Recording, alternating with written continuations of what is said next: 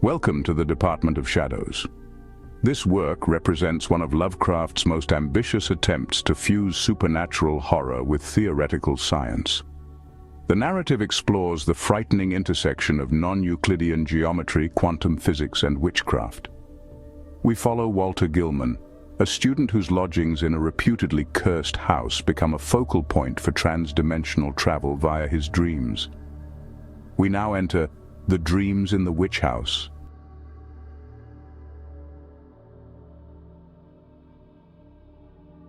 Whether the dreams brought on the fever or the fever brought on the dreams, Walter Gilman did not know. Behind everything crouched the brooding, festering horror of the ancient town, and of the mouldy, unhallowed garret gable where he wrote and studied and wrestled with figures and formulae when he was not tossing on the meager iron bed. His ears were growing sensitive to a preternatural and intolerable degree, and he had long ago stopped the cheap mantel clock whose ticking had come to seem like a thunder of artillery. At night, the subtle stirring of the black city outside, the sinister scurrying of rats in the wormy partitions, and the creaking of hidden timbers in the centuried house were enough to give him a sense of strident pandemonium. The darkness always teemed with unexplained sound, and yet he sometimes shook with fear, lest the noises he heard should subside and allow him to hear certain other, fainter noises, which he suspected were lurking behind them. He was in the changeless, legend-haunted city of Arkham, with its clustering gambrel roofs that sway and sag over attics, where witches hid from the king's men in the dark, olden days of the province. Nor was any spot in that city more steeped in macabre memory than the gable room which harbored him, for it was this house and this room which had likewise harbored old Keziah Mason, whose flight from Salem jail at the last no one was ever able to explain. That was in 1692. The jailer had gone mad and babbled of a small, white-fanged, furry thing which scuttled out of Keziah's cell, and not even Cotton Mather could explain the curves and angles smeared on the gray stone walls with some red, sticky fluid. Perhaps Gilman should not have studied so hard. Non-Euclidean calculus and quantum physics are enough to stretch any brain, and when one mixes them with folklore and tries to trace a strange background of multidimensional reality behind the ghoulish hints of the Gothic tales and the wild whispers of the chimney corner, one can hardly expect to be wholly free from mental tension. Gilman came from Haverhill, but it was only after he had entered college in Arkham that he began to connect his mathematics with the fantastic legends of elder magic. Something in the air of the hoary town worked obscurely on his imagination. The professors at Miskatonic had urged him to slacken up and had voluntarily cut down his course at several points. Moreover, they had stopped him from consulting the dubious old books on forbidden secrets that were kept under lock and key in a vault at the university library. But all these precautions came late in the day, so that Gilman had some terrible hints from the dreaded Necronomicon of Abdul al-Hazred, the fragmentary book of Ibn, and the suppressed Unaussprechlichen Kulten of von Junst, to correlate with his abstract formulae on the properties of space and the linkage of dimensions known and unknown. He knew his room was in the old witch house. That, indeed, was why he had taken it. There was much in the Essex County records about Keziah Mason's trial, and what she had admitted under pressure to the court of Oyer and Terminer had fascinated Gilman beyond all reason. She had told Judge Hathorne of lines and curves that could be made to point out directions leading through the walls of space to other spaces beyond, and had implied that such lines and curves were frequently used at certain midnight meetings in the dark valley of the White Stone beyond Meadow Hill and on the unpeopled island in the river. She had spoken also of the Black Man, of her oath, and of her new secret name of Nahab. Then she had drawn those devices on the walls of her cell and vanished. Gilman believed strange things about Keziah and had felt a queer thrill on learning that her dwelling was still standing after more than 235 years. When he heard the hushed Arkham whispers about Keziah's persistent presence in the old house and the narrow streets, about the irregular human tooth marks left on certain sleepers in that and other houses, about the childish cries heard near May Eve and Hallowmass, about the stench often noted in the old house's attic just after those dreaded seasons, and about the small, furry, sharp-toothed thing which haunted the moldering structure and the town and nuzzled people curiously in the black hours before dawn, he resolved to live in the place at any cost. A room was easy to secure, for the house was unpopular, hard to rent, and long given over to cheap lodgings. Gilman could not have told what he expected to find there, but he knew he wanted to be in the building where some circumstance had more or less suddenly given a mediocre old woman of the 17th century an insight into mathematical depths, perhaps beyond the utmost modern delvings of Planck, Heisenberg, Einstein, and De Sitter.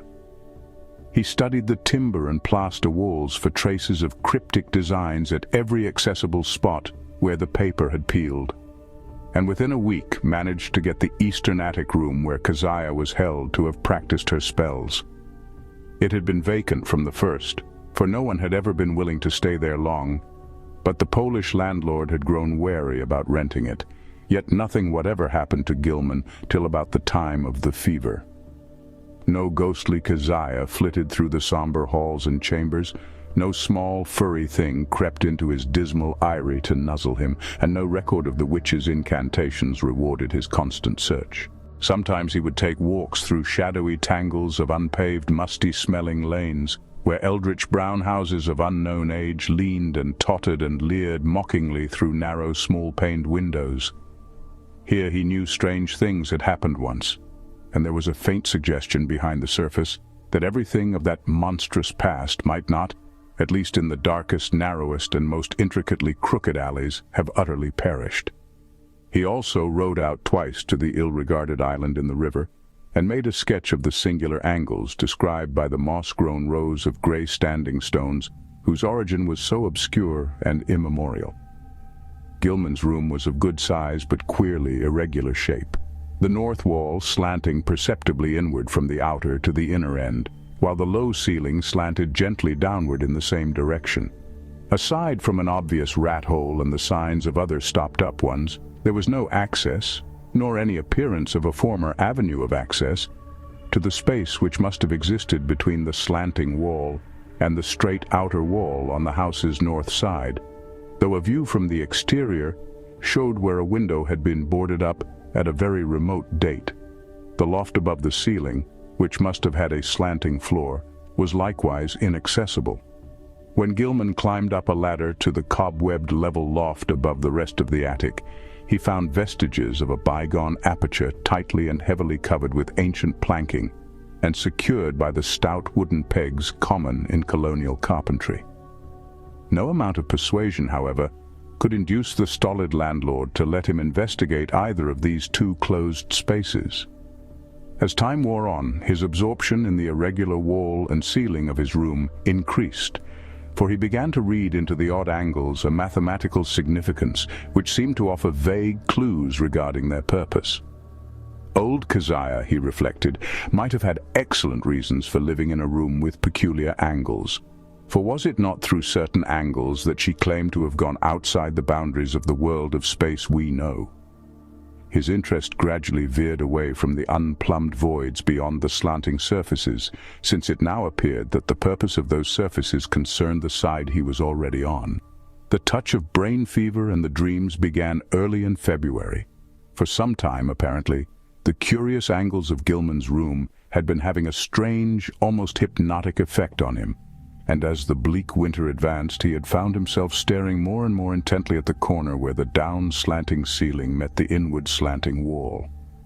About this period, his inability to concentrate on his formal studies worried him considerably, his apprehensions about the mid-year examinations being very acute.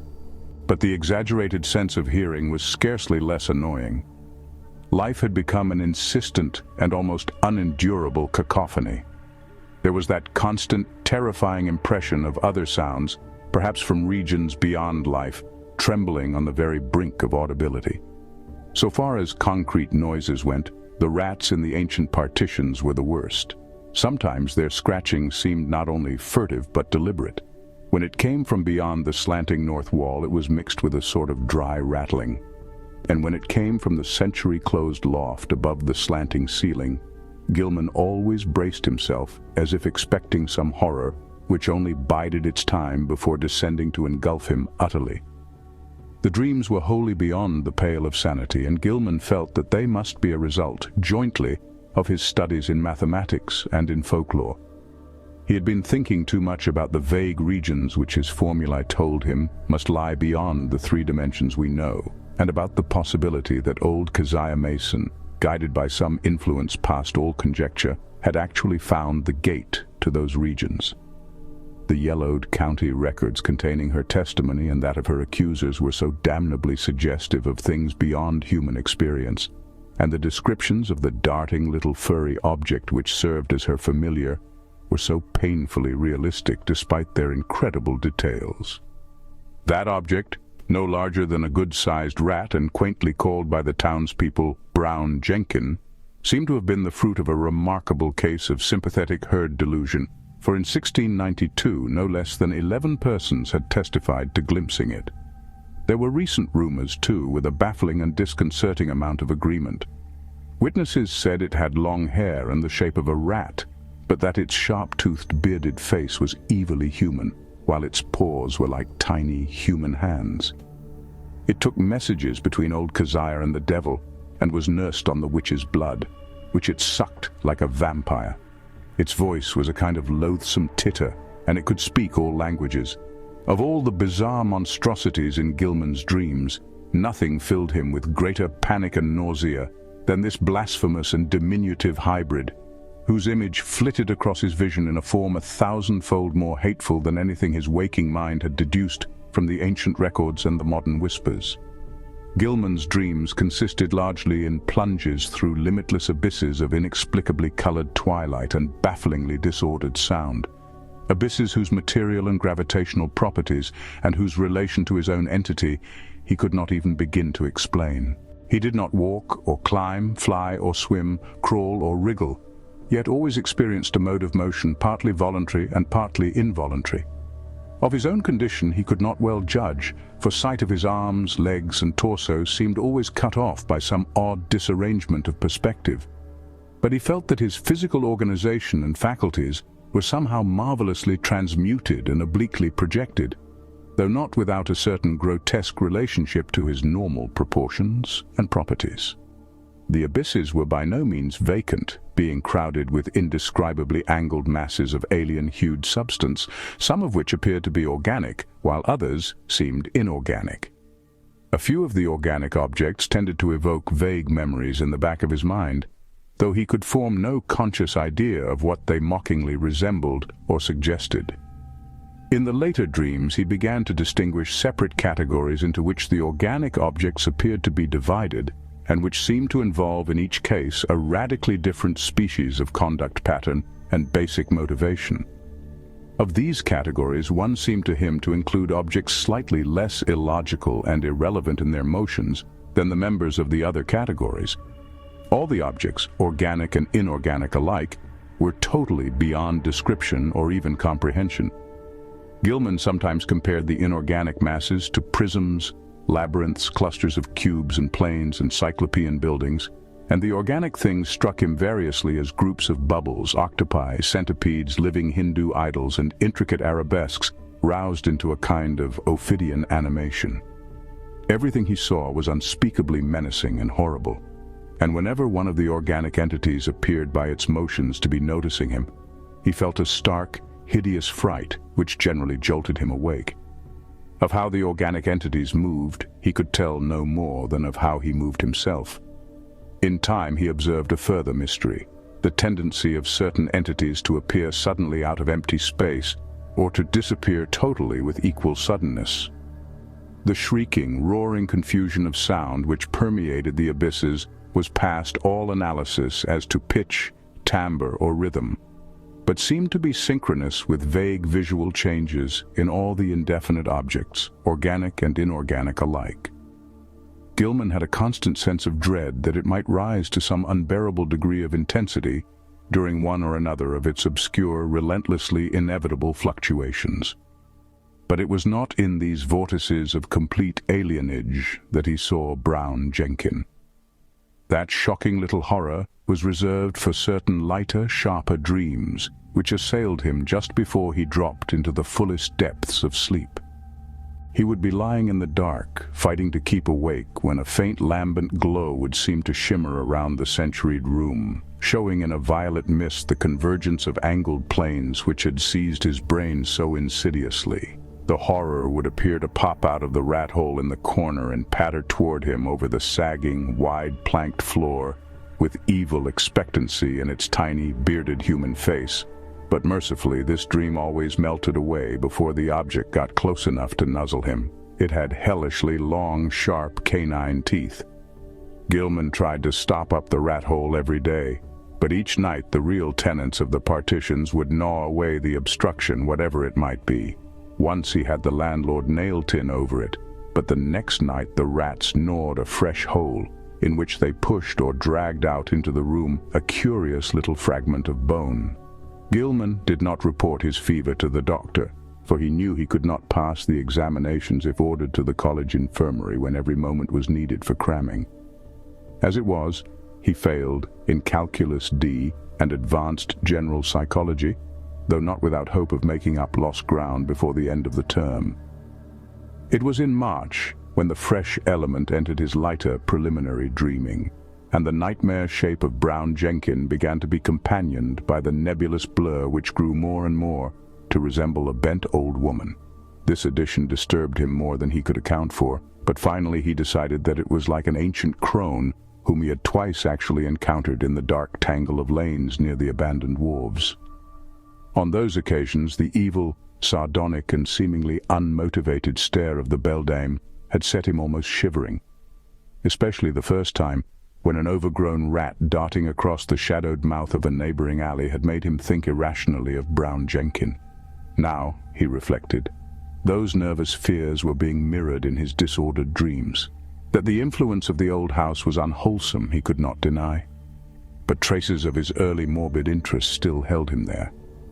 He argued that the fever alone was responsible for his nightly fantasies, and that when the touch abated, he would be free from the monstrous visions. Those visions, however, were of abhorrent vividness and convincingness. Whenever he awaked, he retained a vague sense of having undergone much more than he remembered. He was hideously sure that in unrecalled dreams he had talked with both Brown Jenkin and the old woman, and that they had been urging him to go somewhere with them and to meet a third being of greater potency. Toward the end of March, he began to pick up in his mathematics, though other studies bothered him increasingly. He was getting an intuitive knack for solving Riemannian equations and astonished Professor Upham by his comprehension of fourth-dimensional and other problems which had floored all the rest of the class. One afternoon there was a discussion of possible freakish curvatures in space, and of theoretical points of approach or even contact between our part of the cosmos and various other regions as distant as the farthest stars or the transgalactic gulfs themselves, or even as fabulously remote as the tentatively conceivable cosmic units beyond the whole Einsteinian space-time continuum. Gilman's handling of this theme filled everyone with admiration, even though some of his hypothetical illustrations caused an increase in the always plentiful gossip about his nervous and solitary eccentricity. What made the students shake their heads was his sober theory that a man might, given mathematical knowledge admittedly beyond all likelihood of human acquisition, step deliberately from the earth to any other celestial body which might lie at one of an infinity of specific points in the cosmic pattern. Such a step, he said, would require only two stages. First, a passage out of the three-dimensional sphere we know, and second, a passage back to the three-dimensional sphere at another point, perhaps one of infinite remoteness. That this could be accomplished without loss of life was in many cases conceivable. Any being from any part of three-dimensional space could probably survive in the fourth dimension, and its survival of the second stage would depend upon what alien part of three-dimensional space it might select for its re-entry. Denizens of some planets might be able to live on certain others, even planets belonging to other galaxies or to similar dimensional phases of other space-time continua, though of course there must be vast numbers of mutually uninhabitable, even though mathematically juxtaposed bodies or zones of space. It was also possible that the inhabitants of a given dimensional realm could survive entry to many unknown and incomprehensible realms of additional or indefinitely multiplied dimensions, be they within or outside the given space-time continuum, and that the converse would be likewise true. This was a matter for speculation, though one could be fairly certain that the type of mutation involved in a passage from any given dimensional plane to the next higher plane would not be destructive of biological integrity as we understand it. Gilman could not be very clear about his reasons for this last assumption, but his haziness here was more than overbalanced by his clearness on other complex points.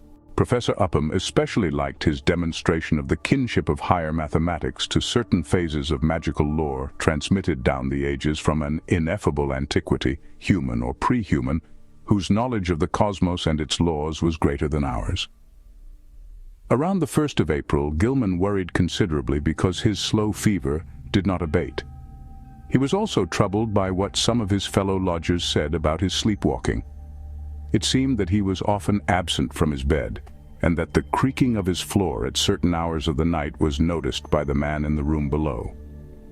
This fellow also spoke of hearing the tread of shod feet in the night, but Gilman was sure he must have been mistaken in this, since shoes and other apparel were always precisely in place in the morning.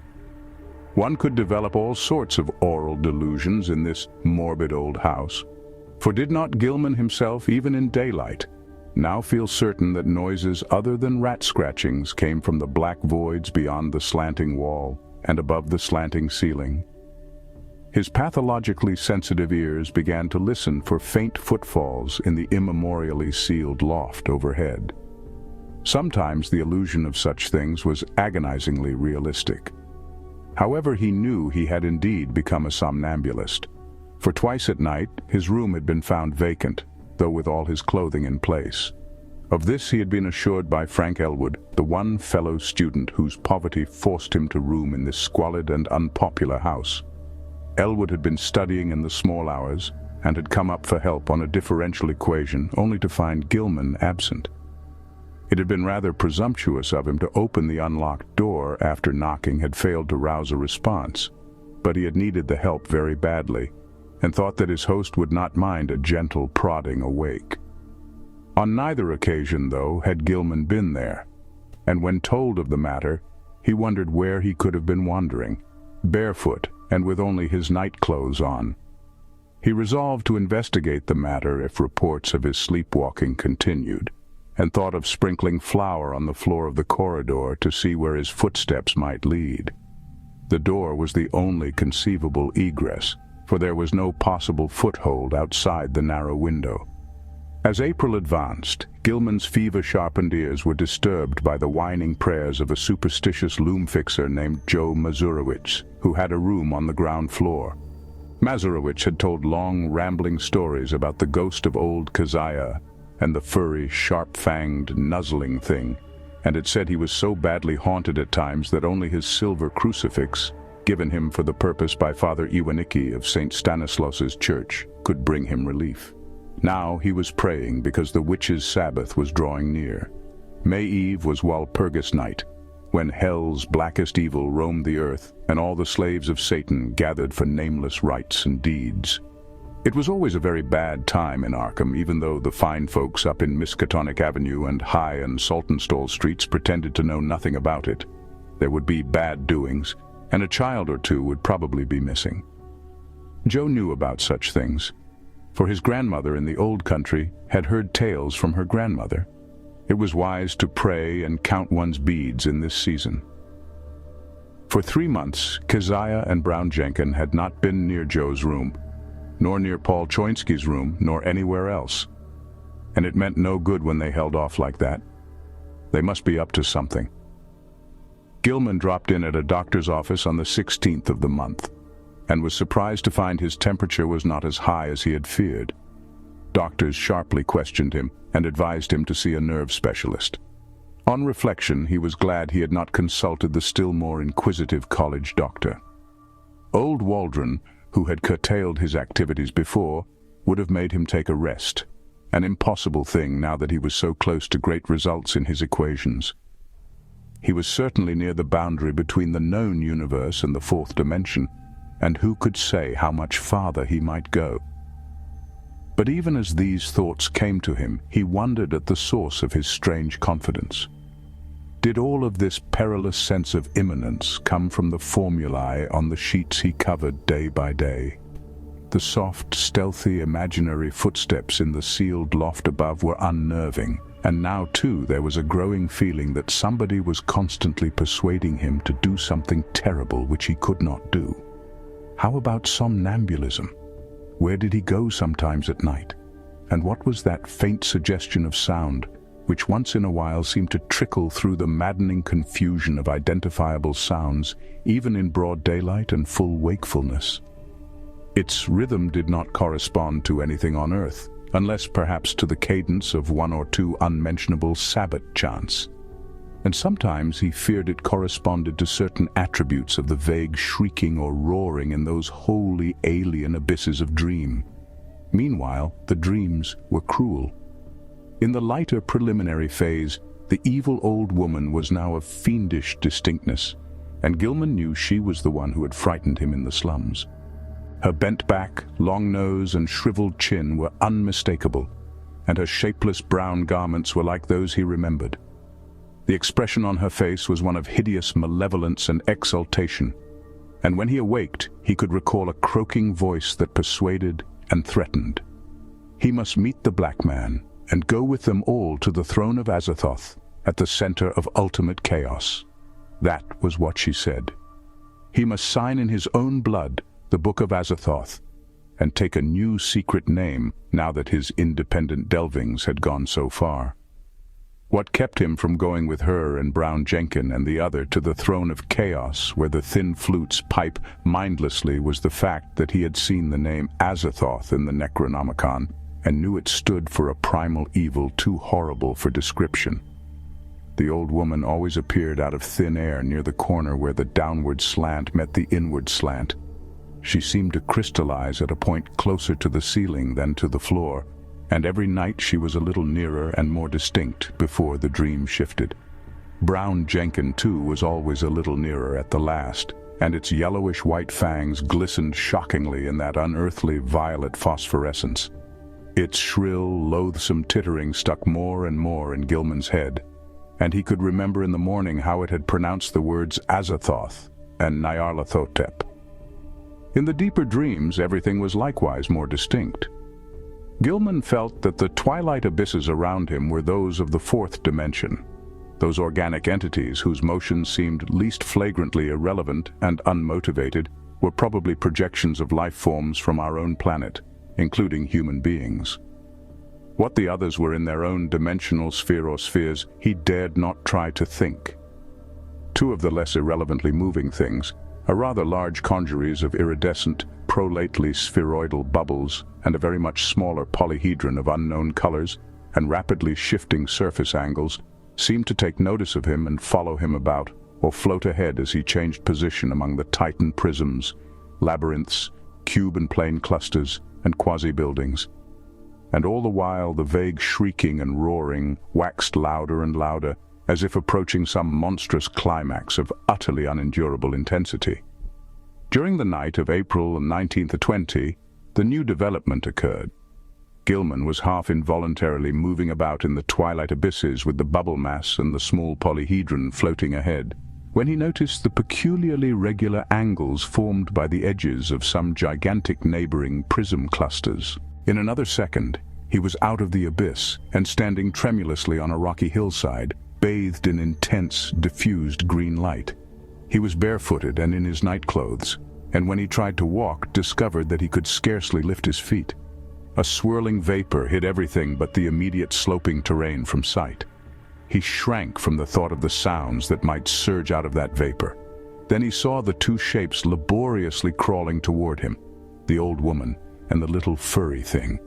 The crone strained up to her knees and managed to cross her arms in a singular fashion, while Brown Jenkin pointed in a certain direction with a horribly anthropoid forepaw, which it raised with evident difficulty. Spurred by an impulse he did not originate, Gilman dragged himself forward along a course determined by the angle of the old woman's arms and the direction of the small monstrosity's paw, and before he had shuffled 3 steps, he was back in the twilight abysses. Geometrical shapes seethed around him, and he fell dizzily and interminably. At last he woke in his bed in the crazily angled garret of the eldritch old house. He was good for nothing that morning and stayed away from all his classes. Some unknown attraction was pulling his eyes in a seemingly irrelevant direction, for he could not help staring at a certain vacant spot on the floor. As the day advanced, the focus of his unseeing eyes changed position, and by noon he had conquered the impulse to stare at vacancy. About 2 o'clock he went out for lunch, and as he threaded the narrow lanes of the city, he found himself always turning to the southeast. Only an effort halted him at a cafeteria in Church Street, and after the meal, he felt the unknown pull still more strongly. He would have to consult a nerve specialist after all. Perhaps there was a connection with his somnambulism, but meanwhile he might at least try to break the morbid spell himself. Undoubtedly he could still manage to walk away from the pull, so with great resolution he headed against it and dragged himself deliberately north along Garrison Street. By the time he had reached the bridge over the Miskatonic, he was in a cold perspiration, and he clutched at the iron railing as he gazed upstream at the ill-regarded island, whose regular lines of ancient standing stones brooded sullenly in the afternoon sunlight. Then he gave a start, for there was a clearly visible living figure on that desolate island, and a second glance told him it was certainly the strange old woman whose sinister aspect had worked itself so disastrously into his dreams. The tall grass near her was moving too, as if some other living thing were crawling close to the ground. When the old woman began to turn toward him, he fled precipitously off the bridge and into the shelter of the town's labyrinthine waterfront alleys. Distant though the island was, he felt that a monstrous and invincible evil could flow from the sardonic stare of that bent ancient figure in brown. The southeastward pull still held, and only with tremendous resolution could Gilman drag himself into the old house and up the rickety stairs. For hours he sat silent and aimless, with his eyes shifting gradually westward. About 6 o'clock his sharpened ears caught the whining prayers of Joe Mazurowicz 2 floors below, and in desperation he seized his hat and walked out into the sunset golden streets, letting the now directly southward pull carry him where it might.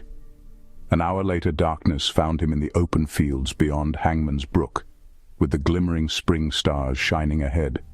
The urge to walk was gradually changing to an urge to leap mystically into space. And suddenly he realized just where the source of the pull lay. It was in the sky. A definite point among the stars had a claim on him and was calling him. Apparently, it was a point somewhere between Hydra and Argo Navis, and he knew that he had been urged toward it ever since he had awaked soon after dawn. In the morning, it had been underfoot. Afternoon found it rising in the southeast, and now it was roughly south, but wheeling toward the west. What was the meaning of this new thing? Was he going mad? How long would it last? Again, mustering his resolution, Gilman turned and dragged himself back to the sinister old house. Mazurowicz was waiting for him at the door, and seemed both anxious and reluctant to whisper some fresh bit of superstition. It was about the witch's light. Joe had been out celebrating the night before. It was Patriots' Day in Massachusetts, and had come home after midnight. Looking up at the house from outside, he had thought at first that Gilman's window was dark, but then he had seen the faint violet glow within.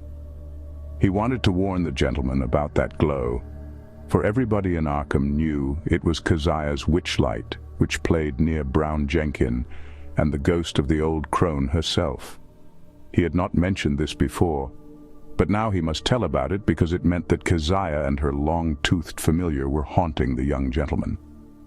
Sometimes he and Paul Choinsky and landlord Dombrowski thought they saw that light seeping out of cracks in the sealed loft above the young gentleman's room, but they had all agreed not to talk about that. However, it would be better for the gentleman to take another room and get a crucifix from some good priest like Father Iwanicki. As the man rambled on, Gilman felt a nameless panic clutch at his throat.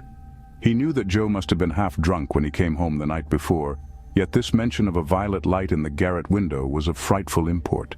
It was a lambent glow of this sort which always played about the old woman and the small furry thing in those lighter, sharper dreams, which prefaced his plunge into unknown abysses. And the thought that a wakeful second person could see the dream luminance was utterly beyond sane harborage. Yet where had the fellow got such an odd notion? Had he himself talked and walked around the house in his sleep? No, Joe said, he had not. But he must check up on this. Perhaps Frank Elwood could tell him something, though he hated to ask. Fever, wild dreams, somnambulism, illusions of sounds, a pull toward a point in the sky, and now a suspicion of insane sleep-talking. He must stop studying, see a nerve specialist, and take himself in hand. When he climbed to the second story, he paused at Elwood's door but saw that the other youth was out. Reluctantly, he continued up to his garret room and sat down in the dark. His gaze was still pulled to the southwest, but he also found himself listening intently for some sound in the closed loft above, and half imagining that an evil violet light seeped down through an infinitesimal crack in the low, slanting ceiling. That night, as Gilman slept, the violet light broke upon him with heightened intensity. The old witch and small furry thing, getting closer than ever before, mocked him with inhuman squeals and devilish gestures. He was glad to sink into the vaguely roaring twilight abysses, though the pursuit of that iridescent bubble conjuries and that kaleidoscopic little polyhedron was menacing and irritating. Then came the shift, as vast converging planes of a slippery-looking substance loomed above and below him. A shift which ended in a flash of delirium and a blaze of unknown alien light, in which yellow, carmine, and indigo were madly and inextricably blended. He was half lying on a high, fantastically balustraded terrace above a boundless jungle of outlandish, incredible peaks. Balanced plains, domes, minarets, horizontal discs poised on pinnacles, and numberless forms of still greater wildness, some of stone and some of metal, which glittered gorgeously in the mixed, almost blistering glare from a polychromatic sky. Looking upward, he saw 3 stupendous discs of flame, each of a different hue, and at a different height, above an infinitely distant, curving horizon of low mountains. Behind him, tiers of higher terraces towered aloft as far as he could see. The city below stretched away to the limits of vision, and he hoped that no sound would well up from it. The pavement from which he easily raised himself was of a veined, polished stone beyond his power to identify. The tiles were cut in bizarre angled shapes which struck him as less asymmetrical than based on some unearthly symmetry whose laws he could not comprehend. The balustrade was chest-high, delicate, and fantastically wrought, while along the rail were ranged at short intervals little figures of grotesque design and exquisite workmanship. They, like the whole balustrade, seemed to be made of some sort of shining metal, whose color could not be guessed in this chaos of mixed effulgences, and their nature utterly defied conjecture. They represented some ridged, barrel-shaped object with thin horizontal arms radiating spoke-like from a central ring, and with vertical knobs or bulbs projecting from the head and base of the barrel. Each of these knobs was the hub of a system of 5 long, flat, triangularly tapering arms arranged around it like the arms of a starfish, nearly horizontal, but curving slightly away from the central barrel. The base of the bottom knob was fused to the long railing with a point of contact so delicate that several figures had been broken off and were missing. The figures were about 4.5 inches in height, while the spiky arms gave them a maximum diameter of about 2.5 inches. When Gilman stood up, the tiles felt hot to his bare feet. He was wholly alone, and his first act was to walk to the balustrade and look dizzily down at the endless cyclopean city almost 2,000 feet below. As he listened, he thought a rhythmic confusion of faint musical pipings covering a wide tonal range welled up from the narrow streets beneath, and he wished he might discern the denizens of the place. The sight turned him giddy after a while, so that he would have fallen to the pavement had he not clutched instinctively at the lustrous balustrade. His right hand fell on one of the projecting figures, the touch seeming to steady him slightly. It was too much, however, for the exotic delicacy of the metalwork, and the spiky figure snapped off under his grasp. Still half-dazed, he continued to clutch it as his other hand seized a vacant space on the smooth railing. But now his oversensitive ears caught something behind him, and he looked back across the level terrace. Approaching him softly, though without apparent furtiveness, were 5 figures, 2 of which were the sinister old woman and the fanged, furry little animal. The other 3 were what sent him unconscious, for they were living entities, about 8 feet high, shaped precisely like the spiky images on the balustrade, and propelling themselves by a spider-like wriggling of their lower set of starfish arms. Gilman awakened in his bed, drenched by a cold perspiration, and with a smarting sensation in his face, hands, and feet. Springing to the floor, he washed and dressed in frantic haste, as if it were necessary for him to get out of the house as quickly as possible. He did not know where he wished to go, but felt that once more he would have to sacrifice his classes. The odd pull toward that spot in the sky between Hydra and Argo had abated, but another of even greater strength had taken its place. Now he felt that he must go north, infinitely north. He dreaded crossing the bridge that gave a view of the desolate island in the Miskatonic, so went over the Peabody Avenue Bridge. Very often he stumbled, for his eyes and ears were chained to an extremely lofty point in the blank blue sky. After about an hour, he got himself under better control and saw that he was far from the city. All around him stretched the bleak emptiness of salt marshes, while the narrow road ahead led to Innsmouth, that ancient, half-deserted town which Arkham people were so curiously unwilling to visit. Though the northward pull had not diminished, he resisted it as he had resisted the other pull, and finally found that he could almost balance the one against the other.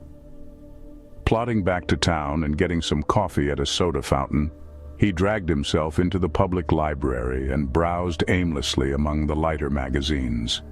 Once he met some friends who remarked how oddly sunburned he looked, but he did not tell them of his walk. At 3 o'clock he took some lunch at a restaurant, noting meanwhile that the pull had either lessened or divided itself. After that he killed the time at a cheap cinema show, seeing the inane performance over and over again without paying any attention to it. About 9 at night he drifted homeward and stumbled into the ancient house. Joe Mazurowicz was whining unintelligible prayers, and Gilman hastened up to his own garret chamber without pausing to see if Elwood was in. It was when he turned on the feeble electric light that the shock came. At once he saw there was something on the table which did not belong there, and a second look left no room for doubt. Lying on its side, for it could not stand up alone, was the exotic spiky figure which in his monstrous dream he had broken off the fantastic balustrade. No detail was missing. The ridged, barrel-shaped center, the thin, radiating arms, the knobs at each end, and the flat, slightly outward-curving starfish arms spreading from those knobs. All were there. In the electric light, the color seemed to be a kind of iridescent gray veined with green. Gilman could see amidst his horror and bewilderment that one of the knobs ended in a jagged break corresponding to its former point of attachment to the dream railing. Only his tendency toward a dazed stupor prevented him from screaming aloud. This fusion of dream and reality was too much to bear. Still dazed, he clutched at the spiky thing and staggered downstairs to landlord Dombrowski's quarters. The whining prayers of the superstitious loom fixer were still sounding through the moldy halls. But Gilman did not mind them now. The landlord was in, and greeted him pleasantly. No, he had not seen that thing before, and did not know anything about it. But his wife had said she found a funny tin thing in one of the beds when she fixed the rooms at noon, and maybe that was it. Dombrowski called her, and she waddled. Yes, that was the thing. She had found it in the young gentleman's bed, on the side next to the wall. It looked very queer to her, but of course the young gentleman had lots of queer things in his room, books and curios and pictures and markings on paper. She certainly knew nothing about it. So Gilman climbed upstairs again in a mental turmoil, convinced that he was either still dreaming or that his somnambulism had run to incredible extremes and led him to depredations in unknown places. Where had he got this Otra thing? He did not recall seeing it in any museum in Arkham. It must have been somewhere, though, and the sight of it as he snatched it in his sleep must have caused the odd dream picture of the balustraded terrace. Next day he would make some very guarded inquiries and perhaps see the nerve specialist. Meanwhile, he would try to keep track of his somnambulism. As he went upstairs and across the garret hall, he sprinkled about some flour which he had borrowed, with a frank admission as to its purpose, from the landlord. He had stopped at Elwood's door on the way, but had found all dark within. Entering his room, he placed the spiky thing on the table and lay down in complete mental and physical exhaustion without pausing to undress. From the closed loft above the slanting ceiling, he thought he heard a faint scratching and padding, but he was too disorganized even to mind it. That cryptical pull from the north was getting very strong again, though it seemed now to come from a lower place in the sky.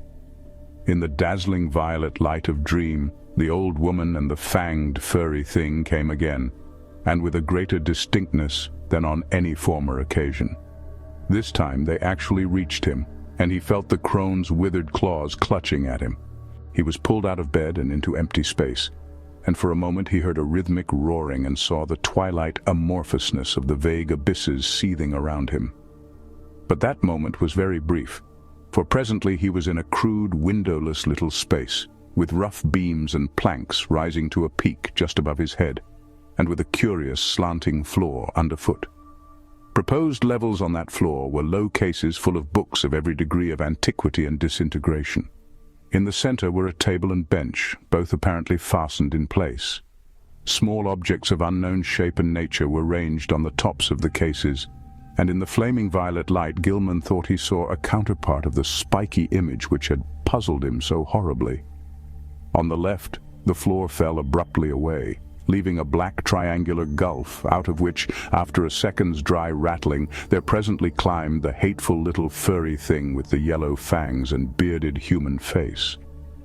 The evilly grinning beldame still clutched him, and beyond the table stood a figure he had never seen before, a tall, lean man of dead black coloration, but without the slightest sign of black features, wholly devoid of either hair or beard, and wearing as his only garment a shapeless robe of some heavy black fabric. His feet were indistinguishable because of the table and bench, but he must have been shod, since there was a clicking whenever he changed position. The man did not speak, and bore no trace of expression on his small, regular features. He merely pointed to a book of prodigious size which lay open on the table, while the beldame thrust a huge grey quill into Gilman's right hand. Over everything was a pall of intensely maddening fear, and the climax was reached when the furry thing ran up the dreamer's clothing to his shoulders and then down his left arm, finally biting him sharply in the wrist just below his cuff. As the blood spurted from this wound, Gilman lapsed into a faint. He awaked on the morning of the 22nd with a pain in his left wrist, and saw that his cuff was brown with dried blood. His recollections were very confusing, but the scene with the black man in the unknown space stood out vividly. The rats must have bitten him as he slept, giving rise to the climax of that frightful dream. Opening the door, he saw that the floor on the corridor floor was undisturbed, except for the huge prints of the loutish fellow who roomed at the other end of the garret. So he had not been sleepwalking this time, but something would have to be done about those rats. He would tell the landlord about them. Again, he tried to stop up the hole at the base of the slanting wall, wedging in a candlestick, which seemed about the right size. His ears were ringing horribly, as if with the residual echoes of some horrible noise heard in dreams. As he bathed and changed clothes, he tried to recall what he had dreamed after the scene in the violet-litten space, but nothing definite would crystallize in his mind. That scene itself must have corresponded to the sealed loft overhead, which had begun to attack his imagination so violently, but later impressions were faint and hazy. There were suggestions of the vague, twilight abysses and of still vaster, blacker abysses beyond them, abysses in which all fixed suggestions of form were absent. He had been taken there by the bubble conjurees and the little polyhedron which always dogged him. But they, like himself, had changed to wisps of milky, barely luminous mist in this further void of ultimate blackness. Something else had gone on ahead. A larger wisp, which now and then condensed into nameless approximations of form. And he thought that their progress had not been in a straight line, but rather along the alien curves and spirals of some ethereal vortex, which obeyed laws unknown to the physics and mathematics of any conceivable cosmos. Eventually, there had been a hint of vast, leaping shadows, of a monstrous, half-acoustic pulsing, and of the thin, monotonous piping of an unseen flute. But that was all. Gilman decided he had picked up that last conception from what he had read in the Necronomicon about the mindless entity Azathoth, which rules all time and space from a curiously enveloped black throne at the center of chaos. When the blood was washed away, the wrist wound proved very slight. Gilman puzzled over the location of the two tiny punctures. It occurred to him that there was no blood on the bedspread where he had lain, which was very curious in view of the amount on his skin and cuff. Had he been sleepwalking within his room, and had the rat bitten him as he sat in some chair or paused in some less rational position? He looked in every corner for brownish drops or stains, but did not find any. He had better, he thought, sprinkle flour within the room and outside the door, though after all, no further proof of his sleepwalking was needed. He knew he did walk, and the thing to do now was to stop it. He must ask Frank Elwood for help. This morning the strange pulls from space seemed lessened, though they were replaced by another sensation even more inexplicable. It was a vague, insistent impulse to fly away from his present situation, but held not a hint of the specific direction in which he wished to fly. As he picked up the strange, spiky image on the table, he thought the older northward pull grew a trifle stronger. But even so, it was wholly overruled by the newer and more bewildering urge. He took the spiky image down to Elwood's room, steeling himself against the whines of the loom fixer which welled up from the ground floor. Elwood was in, thank heaven, and appeared to be stirring about. There was time for a little conversation before leaving for breakfast and college, so Gilman hurriedly poured forth an account of his recent dreams and fears. His host was very sympathetic, and agreed that something ought to be done. He was shocked by his guest's drawn, haggard aspect, and noticed the queer, abnormal-looking sunburn, which others had remarked during the past week. There was not much he could say. He had not seen Gilman on any sleepwalking expedition, and had no idea what the curious image could be. He had, though, heard the French-Canadian who lodged just under Gilman talking to Mazurovich one evening. They were telling each other how badly they dreaded the coming of Walpurgis night, now only a few days off, and were exchanging pitying comments about the poor, doomed young gentleman. Desroches, the fellow under Gilman's room, had spoken of nocturnal footsteps both shod and unshod, and of the violet light he saw one night when he had stolen fearfully up to peer through Gilman's keyhole. He had not dared to peer, he told Mazurovich, after he had glimpsed that light through the cracks around the door. There had been soft talking, too, and as he began to describe it, his voice had sunk to an inaudible whisper. Elwood could not imagine what had set these superstitious creatures gossiping, but supposed their imaginations had been roused by Gilman's late hours and somnolent walking and talking on the one hand, and by the nearness of traditionally feared May Eve on the other hand. That Gilman talked in his sleep was plain, and it was obviously from Desroches' keyhole listenings that the delusive notion of the violet dreamlight had got abroad. These simple people were quick to imagine they had seen any odd thing they had heard about. As for a plan of action, Gilman had better move down to Elwood's room and avoid sleeping alone. Elwood would, if awake, rouse him whenever he began to talk or rise in his sleep. Very soon, too, he must see the specialist. Meanwhile, they would take the spiky image around to the various museums and to certain professors, seeking identification and stating that it had been found in a public rubbish can. Also, Dombrowski must attend to the poisoning of those rats in the walls. Backed by Elwood's companionship, Gilman attended classes that day. Strange urges still tugged at him, but he could sidetrack them with considerable success. During a free period, he showed the queer image to several professors. all of whom were intensely interested, though none of them could shed any light upon its nature or origin. That night he slept on a couch which Elwood had had the landlord bring to the second-story room, and for the first time in weeks was wholly free from disquieting dreams. But the feverishness still hung on, and the loom fixer's whining was an unnerving influence. During the next few days, Gilman enjoyed an almost perfect immunity from morbid manifestations. He had, Elwood said, showed no tendency to talk or rise in his sleep, and meanwhile the landlord was putting rat poison everywhere. The only disturbing element was the talk among the superstitious foreigners, whose imaginations had become highly excited. Mazurowicz was always trying to make him get a crucifix, and finally forced one upon him, which he said had been blessed by the good Father Iwaniki. Desroches too had something to say. In fact, he insisted that cautious steps had sounded in the now vacant room above him on the first and second nights of Gilman's absence from it. Paul Choinsky thought he heard sounds in the halls and on the stairs at night, and claimed that his door had been softly tried, while Mrs. Dombrowski vowed she had seen Brown Jenkin for the first time since All Hallows. But such naive reports could mean very little, and Gilman let the cheap metal crucifix hang idly from a knob on his host's dresser. For 3 days, Gilman and Elwood searched local museums to identify the strange spiky image, but always without success. In every quarter, however, interest was intense, for the utter alienage of the thing was a tremendous challenge to scientific curiosity. One of the small radiating arms was broken off and subjected to chemical analysis, and the result is still talked about in college circles.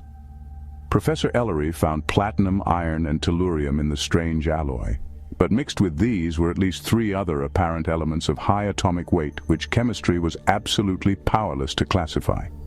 Not only did they fail to correspond with any known element, but they did not even fit the vacant places reserved for probable elements in the periodic system. The mystery remains unsolved to this day, though the image is on exhibition at the Museum of Miskatonic University. On the morning of April 27th, a fresh rat hole appeared in the room where Gilman was a guest, but Dombrowski tinned it up during the day. The poison was not having much effect, for scratchings and scurryings in the walls were virtually undiminished. Elwood was out late that night, and Gilman waited up for him. He did not wish to go to sleep in a room alone, especially since he thought he had glimpsed in the evening twilight the repellent old woman whose image had become so horribly transferred to his dreams. He wondered who she was, and what had been near her rattling the tin can in a rubbish heap at the mouth of a squalid courtyard. The crone had seemed to notice him and leer evilly at him, though perhaps this was merely his imagination. The next day, both youths felt very tired, and knew they would sleep like logs when night came. In the evening they drowsily discussed the mathematical studies, which had so completely and perhaps harmfully engrossed Gilman, and speculated about the linkage with ancient magic and folklore which seemed so darkly probable. They spoke of old Keziah Mason, and Elwood agreed that Gilman had good scientific grounds for thinking she might have stumbled on strange and significant information. The hidden cults to which these witches belonged were often guarded and handed down surprising secrets from older, forgotten eons, and it was by no means impossible that Keziah had actually mastered the art of passing through dimensional gates. Tradition emphasizes the uselessness of material barriers in halting a witch's motions, and who can say what underlies the old tales of broomstick rides through the night? Whether a modern student could ever gain similar powers from mathematical research alone was still to be seen. Success, Gilman added, might lead to dangerous and unthinkable situations, for who could foretell the conditions pervading an adjacent but normally inaccessible dimension? By contrast, the scenic possibilities were enormous. Time could not exist in certain belts of space, and by entering and remaining in such a belt one might preserve one's life and age indefinitely, never suffering organic metabolism or deterioration, except for slight amounts incurred during visits to one's own or similar planes.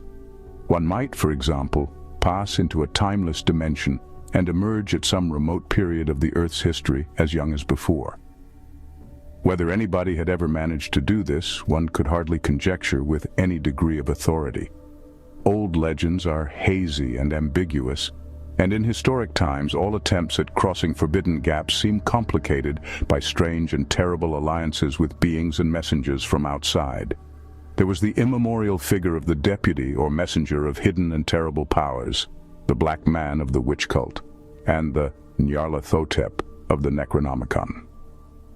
There was too the baffling problem of the lesser messengers or intermediaries, the quasi-animals and queer hybrids which legend depicts as witches' familiars. As Gilman and Elwood retired, too sleepy to argue further, they heard Joe Mazurowitz reel into the house half-drunk and shuddered at the desperate wildness of his whining prayers. That night, Gilman saw purple again. In his dream, he had heard a scratching and gnawing in the partitions, and thought that someone fumbled clumsily at the latch. Then he saw the old woman and the small furry thing advancing toward him over the carpeted floor. The beldame's face was alight with inhuman exultation, and the little yellow-toothed morbidity tittered mockingly as it pointed at the heavily sleeping form of Elwood on the other couch across the room. A paralysis of fear stifled any attempts to shout. As once before, the hideous crone seized Gilman by the shoulders, yanking him out of bed and into empty space. Again, the infinitude of the shrieking twilight abysses flashed past him, but in another second he thought he was in a dark, muddy, unknown alley of fetid odors, with the rotting walls of ancient houses towering up on every hand. Ahead was the robed black man he had seen in the peaked space in the other dream, while from a lesser distance, the old woman was beckoning and grimacing imperiously. Brown Jenkin was rubbing itself with a kind of affectionate playfulness around the ankles of the black man, which the deep mud largely concealed. There was a dark, open doorway on the right, to which the black man silently pointed. Into this the grimacing crone started, dragging Gilman after her by his pajama sleeve. There were evil-smelling staircases which creaked ominously, and on which the old woman seemed to radiate a faint violet light, and finally a door leading off a landing. The crone fumbled with the latch and pushed the door open, motioning to Gilman to wait, and disappearing inside the black aperture. The youth's oversensitive ears caught a hideous, strangled cry, and presently the beldame came out of the room bearing a small, senseless form, which she thrust at the dreamer as if ordering him to carry it. The sight of this form and the expression on its face broke the spell. Still too dazed to cry out, he plunged recklessly down the noisome staircase and into the mud outside, halting only when seized and choked by the waiting black man. As consciousness departed, he heard the faint, shrill tittering of the fanged, rat-like abnormality. On the morning of the 29th, Gilman awaked into a maelstrom of horror. The instant he opened his eyes, he knew something was terribly wrong, for he was back in his old garret room with the slanting wall and ceiling, sprawled on the now unmade bed. His throat was aching inexplicably, and as he struggled to a sitting posture, he saw with growing fright that his feet and pajama bottoms were brown with caked mud. For the moment, his recollections were hopelessly hazy, but he knew at least that he must have been sleepwalking. Elwood had been lost too deeply in slumber to hear and stop him. On the floor were confused muddy prints, but oddly enough they did not extend all the way to the door. The more Gilman looked at them, the more peculiar they seemed, for in addition to those he could recognize as his, there were some smaller, almost round markings, such as the legs of a large chair or table might make, except that most of them tended to be divided into halves. There were also some curious muddy rat tracks leading out of a fresh hole and back into it again. Utter bewilderment and the fear of madness racked Gilman as he staggered to the door and saw that there were no muddy prints outside.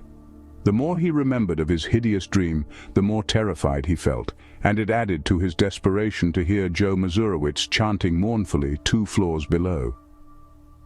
Descending to Elwood's room, he roused his still sleeping host and began telling of how he had found himself, but Elwood could form no idea of what might really have happened.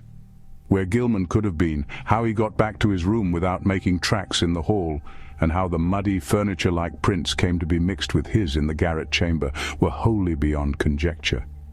Then there were those dark, livid marks on his throat, as if he had tried to strangle himself. He put his hands up to them, but found that they did not even approximately fit. While they were talking, Desrochers dropped in to say that he had heard a terrific clattering overhead in the dark small hours. No, there had been no one on the stairs after midnight, though just before midnight he had heard faint footfalls in the garret, and cautiously descending steps he didn't like. It was, he added, a very bad time of year for Arkham. The young gentleman had better be sure to wear the crucifix Joe Mazurowicz had given him. Even the daytime was not safe, for after dawn there had been strange sounds in the house, especially a thin, childish wail hastily choked off. Gilman mechanically attended classes that morning, but was wholly unable to fix his mind on his studies. A mood of hideous apprehension and expectancy had seized him, and he seemed to be awaiting the fall of some annihilating blow. At noon he lunched at the university spa, picking up a paper from the next seat as he waited for dessert. But he never ate that dessert, for an item on the paper's first page left him limp, wild-eyed, and able only to pay his check and stagger back to Elwood's room. There had been a strange kidnapping the night before in Orne's gangway, and the 2-year-old child of a clod-like laundry worker named Anastasia Wolejko had completely vanished from sight. The mother, it appeared, had feared the event for some time, but the reasons she assigned for her fear were so grotesque that no one took them seriously. She had, she said, seen Brown Jenkin about the place now and then ever since early in March, and knew from its grimaces and titterings that little Ladislas must be marked for sacrifice at the awful Sabbat on Walpurgis night. She had asked her neighbor Mary Chanek to sleep in the room and try to protect the child, but Mary had not dared. She could not tell the police, for they never believed such things. Children had been taken that way every year since she could remember, and her friend Pete Stowacki would not help because he wanted the child out of the way anyhow. But what threw Gilman into a cold perspiration was the report of a pair of revelers who had been walking past the mouth of the gangway just after midnight. They admitted they had been drunk, but both vowed they had seen a crazily dressed trio furtively entering the dark passageway. There had, they said, been a huge robed man, a little old woman in rags, and a young white man in his nightclothes. The old woman had been dragging the youth, while around the feet of the manor, tame rat was rubbing and weaving in the brown mud. Gilman sat in a daze all afternoon, and Elwood, who had meanwhile seen the papers and formed terrible conjectures from them, found him thus when he came home. This time neither could doubt but that something hideously serious was closing in around them. Between the phantasms of nightmare and the realities of the objective world, a monstrous and unthinkable relationship was crystallizing. Only stupendous vigilance could avert still more dire developments. Gilman must see a specialist sooner or later, but not just now when all the papers were full of this kidnapping business. Just what had really happened was maddeningly obscure, and for a moment both Gilman and Elwood exchanged whispered theories of the wildest kind. Had Gilman unconsciously succeeded better than he knew in his studies of space and its dimensions? Had he actually slipped outside our sphere to points unguessed and unimaginable? Where, if anywhere, had he been on those nights of demoniac alienage? The roaring twilight abysses, the green hillside, the blistering terrace, the pulls from the stars, the ultimate black vortex, the black man, the muddy alley and the stairs, the old witch and the fanged, furry horror, the bubble conjuries and the little polyhedron, the strange sunburn, the wrist wound, the unexplained image, the muddy feet, the throat marks, the tales and fears of the superstitious foreigners. What did all this mean? To what extent could the laws of sanity apply to such a case? There was no sleep for either of them that night, but the next day they both cut classes and drowsed. This was April 30th, and with the dusk would come the hellish Sabbath time, which all the foreigners and the superstitious old folk feared. Mazurowicz came home at 6 o'clock and said people at the mill were whispering that the Walpurgis revels would be held in the dark ravine beyond Meadow Hill, where the old white stone stands in a place queerly void of all plant life. Some of them had even told the police and advised them to look there for the missing Woleshko child, but they did not believe anything would be done. Joe insisted that the poor young gentleman wear his nickel-chained crucifix, and Gilman put it on and dropped it inside his shirt to humor the fellow.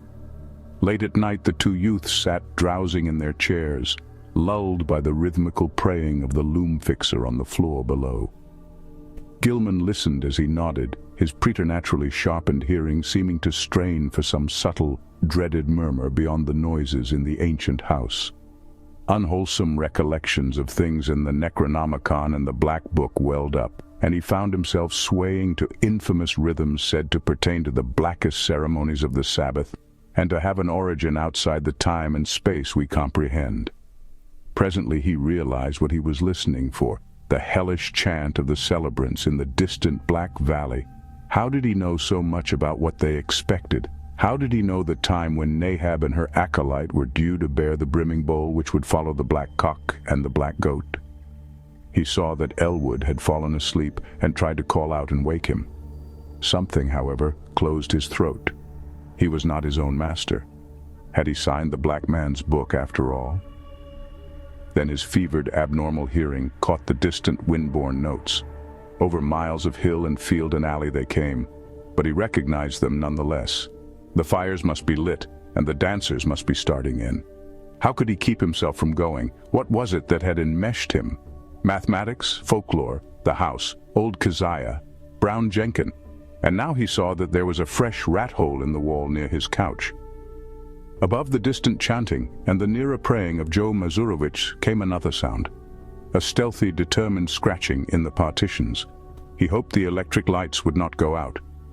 Then he saw the fanged, bearded little face in the rat hole, the accursed little face which he at last realized bore such a shocking, mocking resemblance to old Keziah's, and heard the faint fumbling at the door.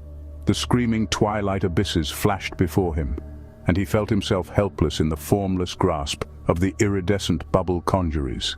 Ahead raced the small kaleidoscopic polyhedron. All through the churning void there was a heightening and acceleration of the vague tonal pattern, which seemed to foreshadow some unutterable and unendurable climax.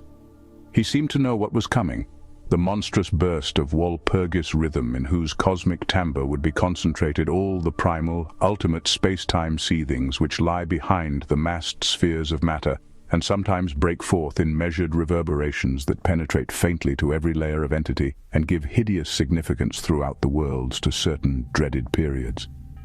But all this vanished in a second. He was again in the cramped, violet-litten peaked space with the slanting floor, the low cases of ancient books, the bench and table, the queer objects, and the triangular gulf at one side. On the table lay a small white figure, an infant boy, unclothed and unconscious, while on the other side stood the monstrous, leering old woman with a gleaming, grotesque-hafted knife in her right hand and a queerly proportioned pale metal bowl covered with curiously chased designs and having delicate lateral handles in her left.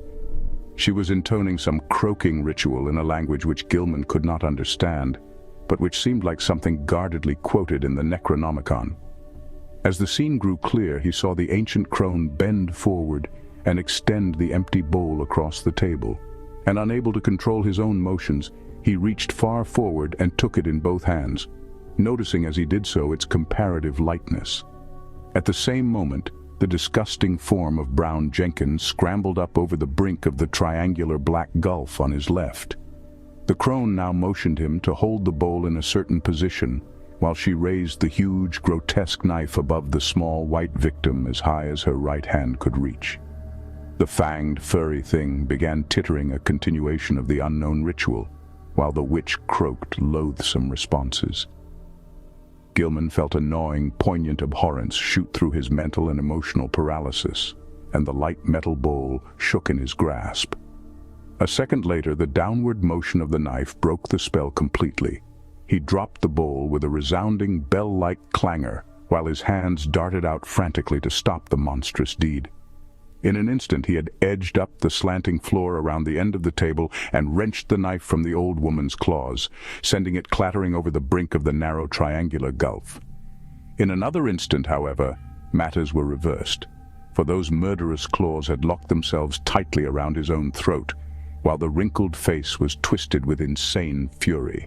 He felt the chain of the cheap crucifix grinding into his neck, and in his peril wondered how the sight of the object itself would affect the evil creature. Her strength was altogether superhuman, but as she continued her choking, he reached feebly in his shirt and drew out the metal symbol, snapping the chain and pulling it free. At sight of the device, the witch seemed struck with panic, and her grip relaxed long enough to give Gilman a chance to break it entirely. He pulled the steel-like claws from his neck, and would have dragged the beldame over the edge of the gulf had not the claws received a fresh access of strength and closed in again. This time he resolved to reply in kind, and his own hands reached out for the creature's throat. Before she saw what he was doing, he had the chain of the crucifix twisted about her neck, and a moment later he had tightened it enough to cut off her breath. During her last struggle, he felt something bite at his ankle, and saw that Brown Jenkin had come to her aid. With one savage kick, he sent the morbidity over the edge of the gulf and heard it whimper on some level far below. Whether he had killed the ancient crone he did not know, but he let her rest on the floor where she had fallen. Then, as he turned away, he saw on the table a sight which nearly snapped the last thread of his reason. Brown Jenkin, tough of sinew and with 4 tiny hands of demoniac dexterity, had been busy while the witch was throttling him, and his efforts had been in vain. What he had prevented the knife from doing to the victim's chest, the yellow fangs of the furry blasphemy had done to her wrist, and the bowl so late on the floor stood full beside the small, lifeless body. In his dream delirium, Gilman heard the hellish, alien-rhythm chant of the Sabbat coming from an infinite distance, and knew the black man must be there. Confused memories mixed themselves with his mathematics, and he believed his subconscious mind held the angles which he needed to guide him back to the normal world, alone and unaided for the first time. He felt sure he was in the immemorially sealed loft above his own room, but whether he could ever escape through the slanting floor or the long-stopped egress he doubted greatly. Besides, would not an escape from a dream loft bring him merely into a dream house, an abnormal projection of the actual place he sought? He was wholly bewildered as to the relation between dream and reality in all his experiences. The passage through the vague abysses would be frightful, for the Walpurgis rhythm would be vibrating, and at last he would have to hear that hitherto veiled cosmic pulsing which he so mortally dreaded. Even now he could detect a low, monstrous shaking, whose tempo he suspected all too well. At Sabbat time, it always mounted and reached through to the worlds to summon the initiate to nameless rites. Half the chants of the Sabbat were patterned on this faintly overheard pulsing which no earthly ear could endure in its unveiled spatial fullness. Gilman wondered too whether he could trust his instinct to take him back to the right part of space. How could he be sure he would not land on that green-litten hillside of a far planet, on the tessellated terrace above the city of tentacled monsters somewhere beyond the galaxy, or in the spiral black vortices of that ultimate void of chaos wherein reigns the mindless demon Sultan Azathoth? Just before he made the plunge, the violet light went out and left him in utter blackness. The witch, old Keziah, Nahab, that must have meant her death, and mixed with the distant chant of the Sabbat and the whimpers of Brown Jenkin in the gulf below, he thought he heard another and wilder whine from unknown depths. Joe Mazurowicz, the prayers against the crawling chaos now turning to an inexplicably triumphant shriek, worlds of sardonic actuality impinging on vortices of febrile dream. Yah, Shub Niggurath, the goat with 1,000 young. They found Gilman on the floor of his queerly angled old garret room long before dawn, for the terrible cry had brought Desrochers and Choinsky and Dombrowski and Mazurowicz at once, and had even woken the soundly sleeping Elwood in his chair. He was alive, and with open, staring eyes, but seemed largely unconscious. On his throat were the marks of murderous hands, and on his left ankle was a distressing rat bite. His clothing was badly rumpled, and Joe's crucifix was missing. Elwood trembled, afraid even to speculate on what new form his friend's sleepwalking had taken.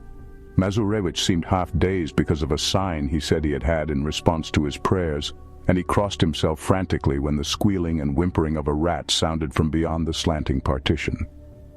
When the dreamer was settled on his couch in Elwood's room, they sent for Dr. Malkowski, a local practitioner who would repeat no tales where they might prove embarrassing, and he gave Gilman 2 hypodermic injections which caused him to relax in something like natural drowsiness.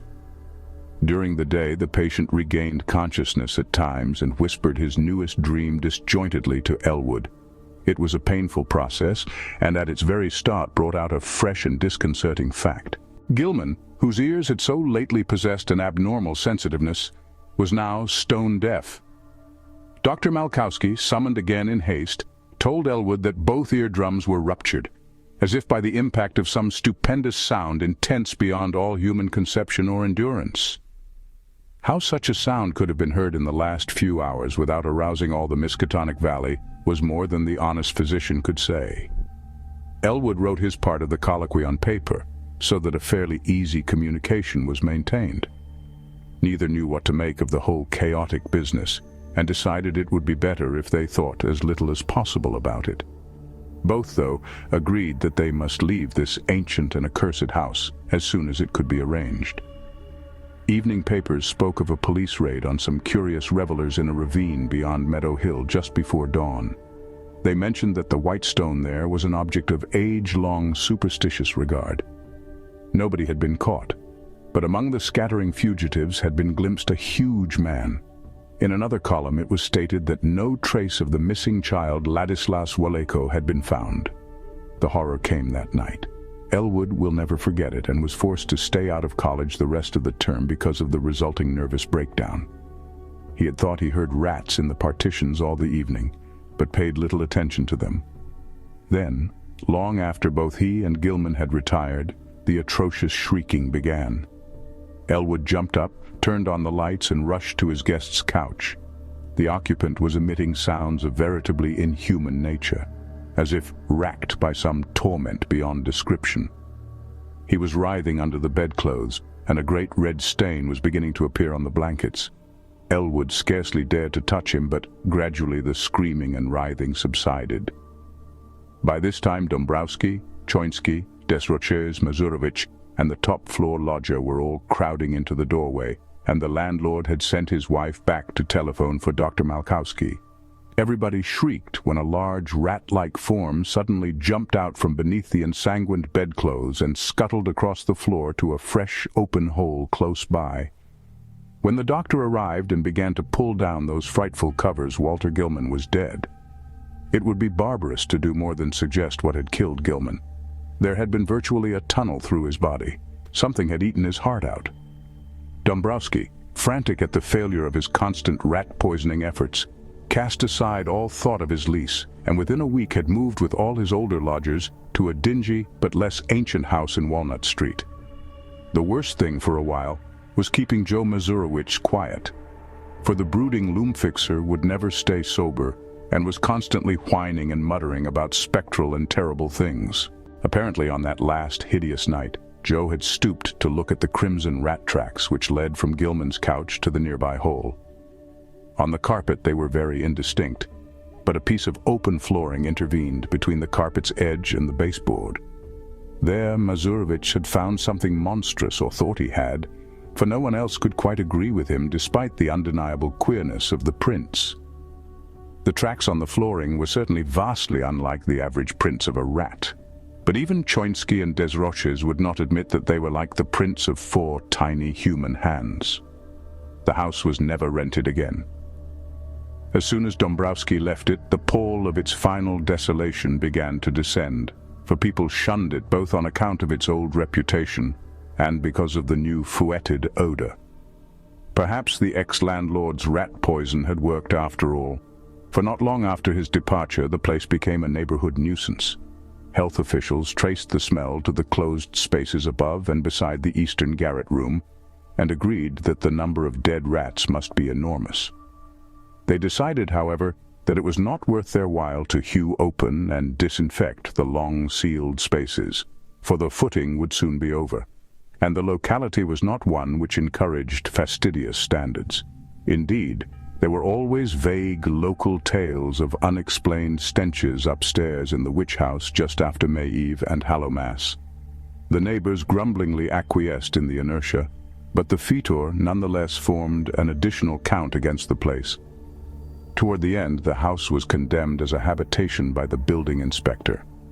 Gilman's dreams and their circumstances have never been explained.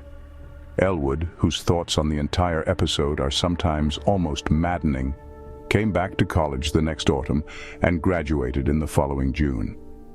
He found the spectral gossip of the town much diminished, and it is indeed a fact that, notwithstanding certain reports of a ghostly tittering in the deserted house which lasted almost as long as that edifice itself, no fresh appearances, either of old Keziah or of Brown Jenkin, have been muttered of since Gilman's death. It is rather fortunate that Elwood was not in Arkham in that later year when certain events abruptly renewed the local whispers about elder horrors. Of course, he heard about the matter afterward and suffered untold torments of black and bewildered speculation. But even that was not as bad as actual nearness and several possible sights would have been. In March 1931, a gale wrecked the roof and great chimney of the vacant witch house, so that a chaos of crumbling bricks, blackened, moss-grown shingles and rotting planks and timbers crashed down into the loft and broke through the floor beneath. The whole attic story was choked with debris from above, but no one took the trouble to touch the mess before the inevitable raising of the decrepit structure. That ultimate step came in the following December, and it was when Gilman's old room was cleared out by reluctant, apprehensive workmen that the gossip began. Among the rubbish which had crashed through the ancient slanting ceiling were several things which made the workmen pause and call in the police. Later, the police in turn called in the coroner and several professors from the university. There were bones, badly crushed and splintered, but clearly recognizable as human, whose manifestly modern date conflicted puzzlingly with the remote period at which their only possible lurking place, the low slant-floored loft overhead, had supposedly been sealed from all human access. The coroner's physician decided that some belonged to a small child, while certain others, found mixed with shreds of rotten brownish cloth, belonged to a rather undersized, bent female of advanced years. Careful sifting of debris also disclosed many tiny bones of rats caught in the collapse, and older rat bones gnawed by small fangs in a fashion now and then highly productive of controversy and reflection. Other objects found included the mingled fragments of many books and papers, together with a yellowish dust left from the total disintegration of still older books and papers. All, without exception, appeared to deal with black magic in its most advanced and horrible forms, and the evidently recent date of certain items is still a mystery as unsolved as that of the modern human bones. An even greater mystery is the absolute homogeneity of the crabbed, archaic writing found on a wide range of papers, whose conditions and watermarks suggest age differences of at least 150 to 200 years. To some, though, the greatest mystery of all is the variety of utterly inexplicable objects whose shapes, materials, types of workmanship and purposes baffle all conjecture, found scattered amidst the wreckage in evidently diverse states of injury.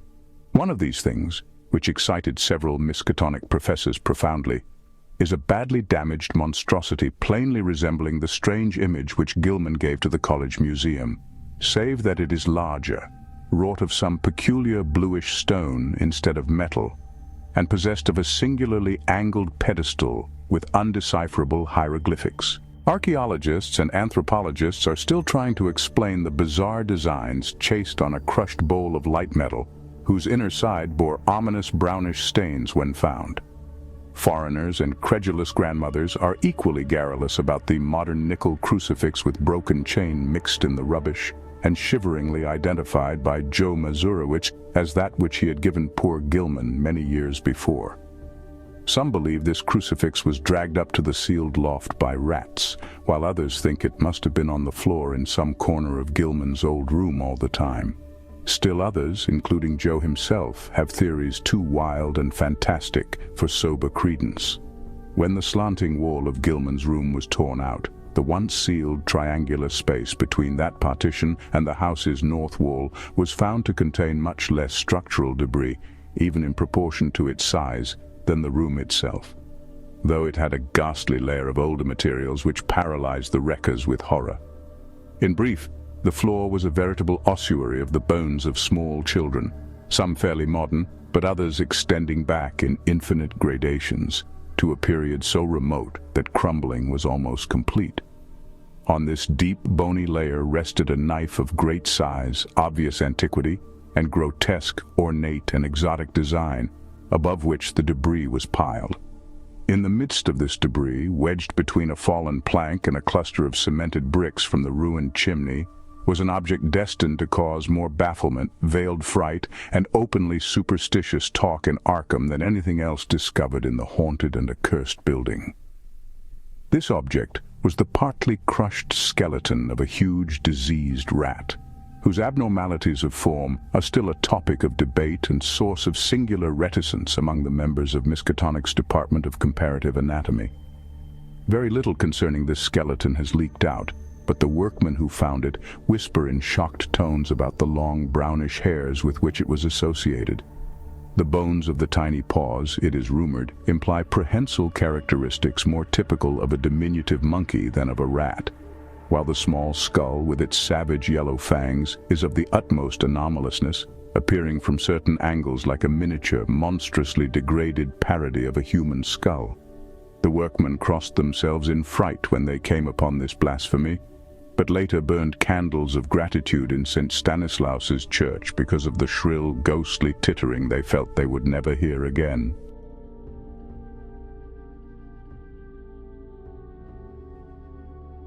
While often debated for its narrative execution, the conceptual framework of The Dreams in the Witch House is undeniably brilliant. It posits that occult phenomena and advanced physics are two different languages describing the same terrifying reality. The story's horror is rooted in the idea that the laws of our universe are merely a subset of a much larger, more malevolent set of rules. You can share your thoughts in the comments. Please do subscribe.